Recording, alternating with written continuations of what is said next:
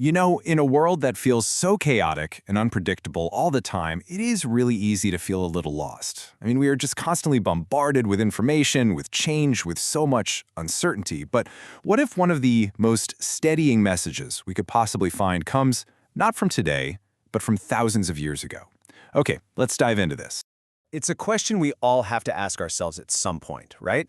When you're standing at a crossroads, or when your best laid plans just completely fall apart, or, when you just can't see the path ahead clearly at all. Where do you find that strength to just keep going? Now, it might sound a little strange, but an ancient letter, one that was written in a time of absolute crisis, contains a message so powerful that it has echoed through the centuries to speak directly to our own modern anxieties. It's a message about purpose, and it's a message about the future. And there it is. For I know the plans I have for you, declares the Lord. Plans to prosper you and not to harm you, plans to give you hope and a future.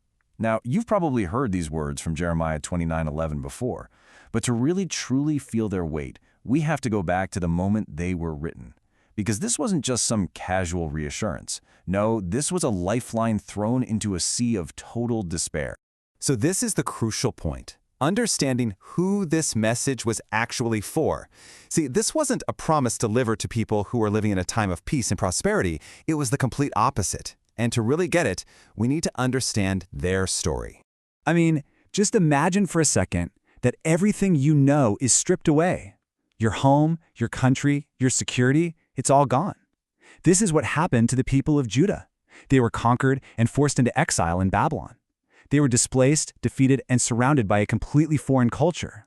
It is into this specific, hopeless situation that the prophet Jeremiah sends a letter, and it contains that incredible promise. So, with that really dark background in mind, let's break down what this promise actually meant.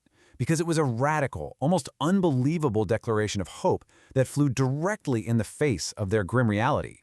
The contrast here is just staggering. I mean, look at this.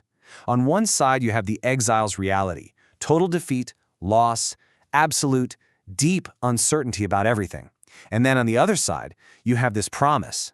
It doesn't just contradict their situation, it completely reframes it, speaking of purpose and peace and a future, right in the middle of all their suffering.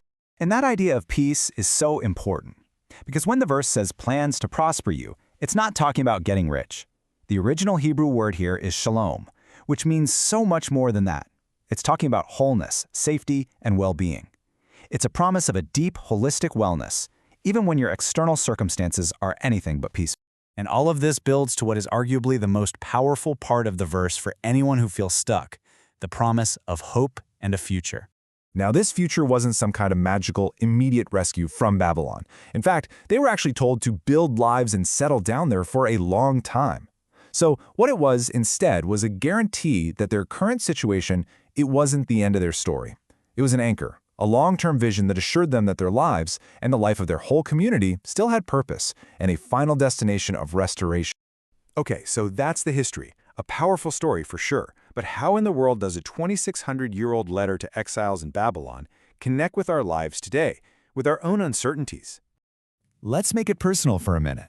When you're the one facing a period of waiting, of not knowing what's next in your career, your relationships, or maybe your health, what can this ancient framework offer you right here, right now?